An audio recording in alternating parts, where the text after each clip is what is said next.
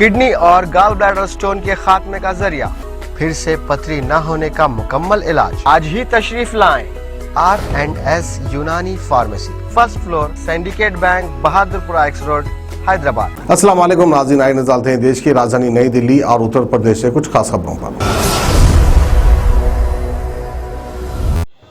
आप सभी का स्वागत है सच न्यूज में। आइए जानते हैं उत्तर प्रदेश और देश की राजधानी से कुछ खास खबरें।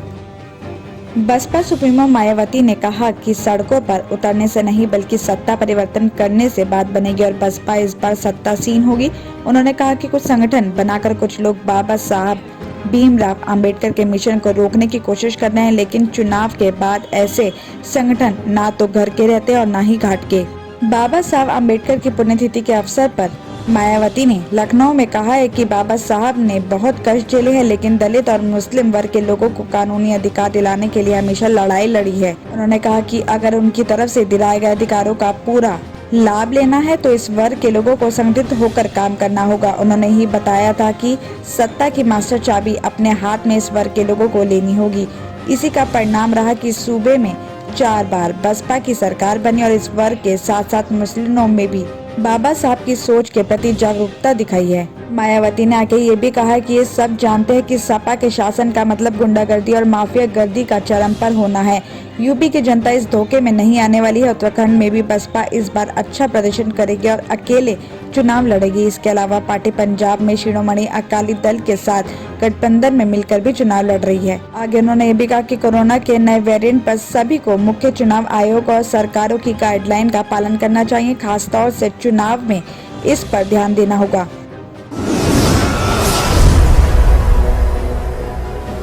उत्तर प्रदेश में विधानसभा के चुनाव आने वाले हैं। राजनीतिक दल अपने अपने तरह से तैयारियां कर रहे हैं। खासकर कन्हैया की नगरी मथुरा में राजनीतिक गतिविधियों की शुरुआत यहां से ज्यादा होती है। अब प्रदेश के सीएम योगी आदित्यनाथ के मथुरा आने की तैयारी चल रही है। बताया जा रहा है कि 8 दिसंबर को कस्बा मांट में जावरा रोड पर श्री ब्रिज आदर्श इंटर कॉलेज के खेल मैदान में सूबे के मुख्यमंत्री योगी आदित्यनाथ एक जनसभा को संबोधित करेंगे। आपको बता दें कि पिछले कुछ दिनों में वृंदावन राजनीति मंथन का सेंटर रहा है। बीजेपी संगठन की बड़ी मीटिंगें भी यहां पर हुई हैं। सपा, कांग्रेस और बसपा भी मीटिंगें कर चुकी हैं। योगी ने पिछले दिनों 500 संतों को भोजन कराया था, तो बसपा ने 1000 संतों को भोजन करवाकर जवाब दिया था। तो वहीं सपा मुखिया अखिलेश यादव का रथ प्रदेश के अलग अलग जनपदों में घूम रहा है, जो कुछ दिनों में वो मथुरा में भी आएगा। साथ ही कांग्रेस भी बड़े स्तर पर कार्यकर्ता सम्मेलन कर चुकी है और शहर में घूमकर सत्ता दल की नाकामियों को बता चुकी है। तो वहीं अब बीजेपी भी पूरे प्रदेश में रथ यात्रा निकालने की तैयारी में जुट गई है। योजना ये एक प्रदेश में 6 जगह से रथ यात्रा निकाली जाए, जो अलग अलग जिलों में घूमते हुए उसका समापन लखनऊ में होना है और इसमें एक जगह मथुरा भी तय की गई है। इसकी तारीख 15 से 18 दिसंबर के बीच रहेगी और ये रथ यात्रा अलग अलग जिलों में जाकर लोगों को सरकार की तरफ से कराए गए कामों के बारे में बताया जाएगा।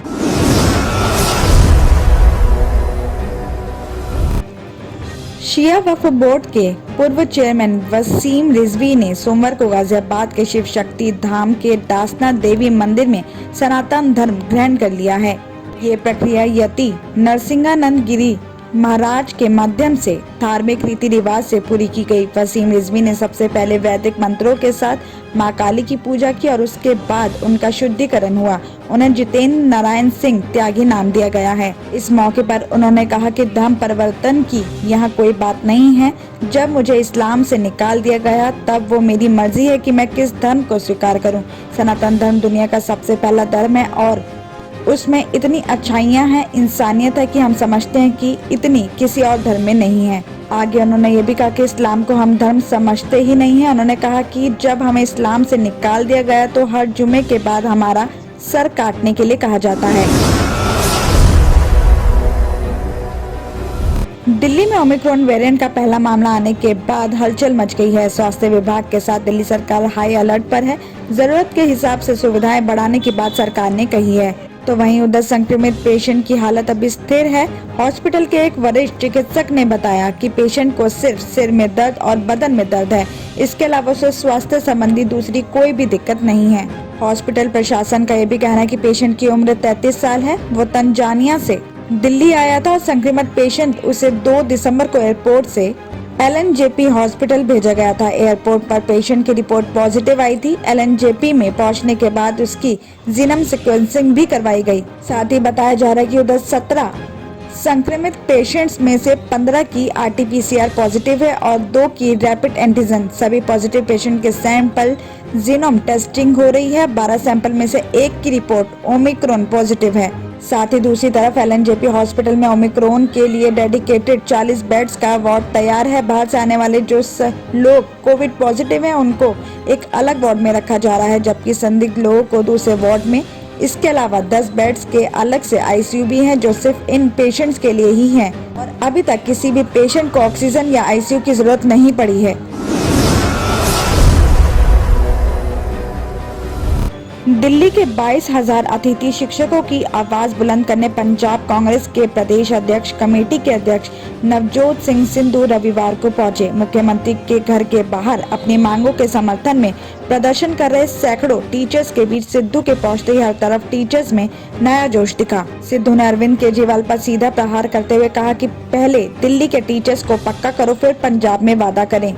सिद्धू ने चुनाव के लिए पंजाब में किए जा रहे दावों का झूठा करार देते हुए कहा कि 5 साल पहले किए वादे को पूरा कर नहीं पाए तो पंजाब में क्या ही करेंगे। उन्होंने कहा कि टीचर्स को गुरु का दर्जा है मगर सड़कों पर ये हाल है। ऐसा होना दिल्ली, पंजाब या किसी राज्य या किसी दूसरे देश के लिए भी अच्छा नहीं है। तो वहीं इस दौरान टीचर्स ने भी अपनी मांगों को सिद्धू के समक्ष रखते हुए कहा कि पिछले 4 साल से 1 रुपया भी तनख्वाह में बढ़ोतरी नहीं हुई है। तो वहीं सिद्धू ने कहा कि टीचर्स का कॉन्ट्रैक्टर हर एक 15 दिन के बाद दोबारा रिन्यू किया जाता है, लेकिन टीचर्स को दिहाड़ी पर रखा जाना उनके सम्मान की अनदेखी है। सिद्धू ने आगे ये भी कहा कि दिल्ली में 1000 से ज्यादा स्कूल हैं मगर अभी भी महज 196 में ही प्रिंसिपल्स हैं। मैं इसका पर्दाफाश करूंगा। अभी भी 800 से ज्यादा स्कूल्स में प्रिंसिपल्स नहीं हैं।